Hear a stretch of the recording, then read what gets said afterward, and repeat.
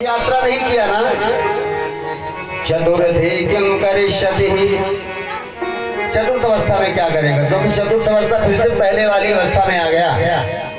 बाल्यावस्था वृद्धावस्था की पुनरागमन होती। चतुर्थे किम करिष्यति, तो प्रथमे नाजिता विद्या, जिन्होंने प्रथम अवस्था में विद्या अर्जित नहीं किया।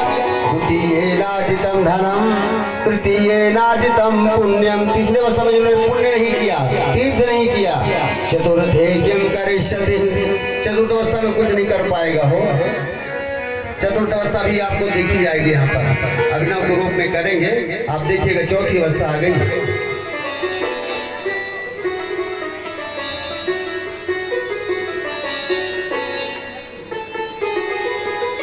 सुदामा जी भी स्थिति वही हुई कि जब पढ़ने का समय था तो समुचित रूप से उन्होंने शिक्षा प्राप्त नहीं की। बाल्यावस्था से ही वो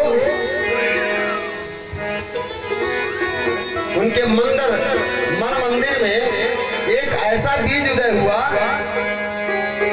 कि उस बीज का कलंक ना हो।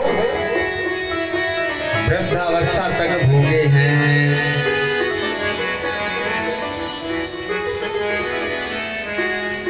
अगर आपका मन निर्मल है ना, तो संसार में आपको किसी चीज की कमी नहीं है।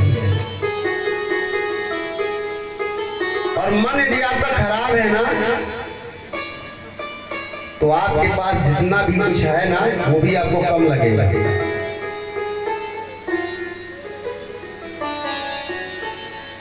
भक्तवत्सल भगवान कन्हैया के पास इतना सब कुछ होने के बाद भी वो कहते हैं कि हमारे पास कुछ नहीं है।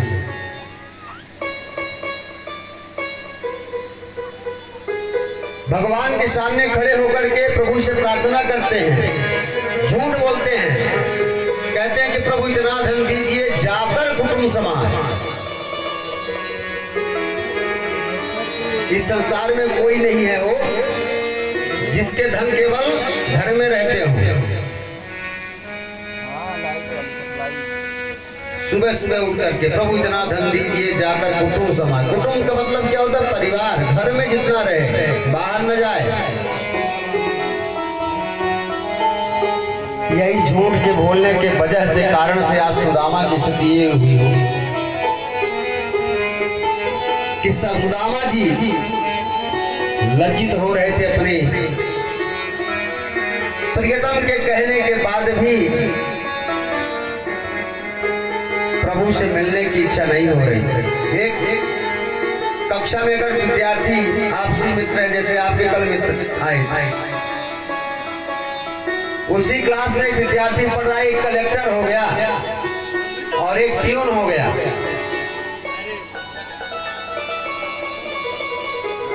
तो जब वो विद्यार्थी जाएगा ना हो कलेक्टर के पास, सखा के पास, तो कलेक्टर खड़ा नहीं होगा।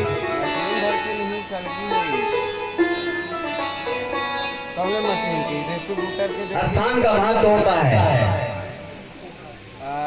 और ये स्थान का महत्व तभी मिलेगा ना जब आपके अंदर गुण होगा।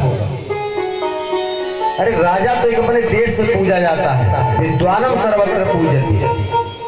यदि आपके पास गुण है ना, देश नहीं विदेश ही पूजा होगी आपकी। कन्हैया लाल जी की पूजा कहाँ नहीं हो रही बताओ हमें। कन्हैया लाल जी तो सुदामा जी के साथ में ही पढ़ते थे ना, एक ही गुरु से पढ़ते थे। तो फिर दशा क्या ऐसी हुई कि दोनों में अंतर है।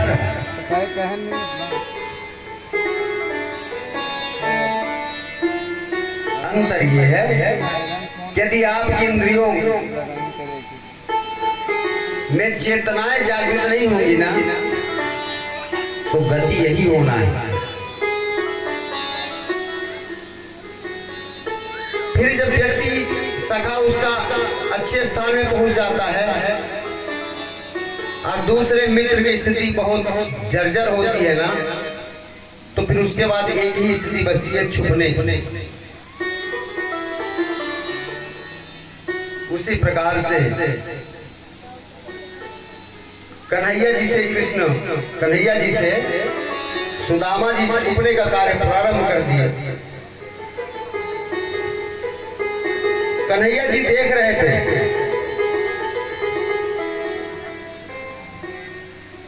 द्वारिकाधीश, द्वारिका से ही पूरा आनंद ले रहे थे सुदामा जी का, देखो ये हमारा सखा है। जब बाल्यावस्था कंप्लीट हो गई, सुदामा जी की युवावस्था में प्रवेश किए,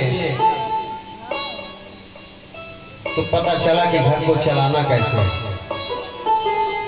और घर को चलाने के लिए धन की आवश्यकता होती है, और धन तभी आता है हो जब आपके पास पहले विद्या है। हमने बताया था ना, पहली अवस्था धन कमाने की मुख्य धार और धारा जो है ना विद्या। जितनी अच्छी विद्या रहेगी ना हो जीवन में, उतना ही आपको आनंद मिलेगा।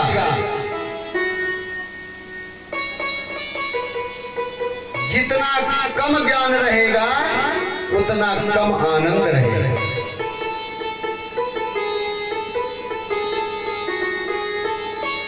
ये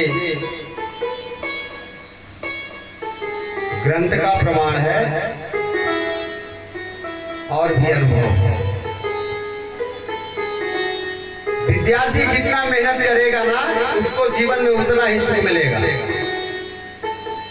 और पढ़ने वाले विद्यार्थी के लिए कहीं जाने की आवश्यकता नहीं है, न मंदिर न कहीं, केवल उद्देश्य उसका एक ही होता है, पढ़ना। और संसार से मतलब नहीं रखना चाहिए कि मंदिर जाए भगवान हमारे बच्चे को, और बच्चा का भगवान हमें अच्छे नंबर से पास कर रही हो, नहीं करेगा। एक पैकेट अगरबत्ती खत्म हो गई, भगवान हमारा बच्चा का नंबर अच्छा नहीं आया। कर्म करो रे, कर्म तेरे अच्छे हैं तो किस्मत तेरी दासी। और मन तेरा अच्छा है ना तो यही मथुरा काशी है हो, यही जहाँ हो न रहा में, यही मथुरा काशी। और मन मलिन है ना तो तन कितना भी सुंदर हो व्यर्थ है। मन को साफ रखो, मन मंदिर है तो तन जो है ना स्वयं साफ रहे।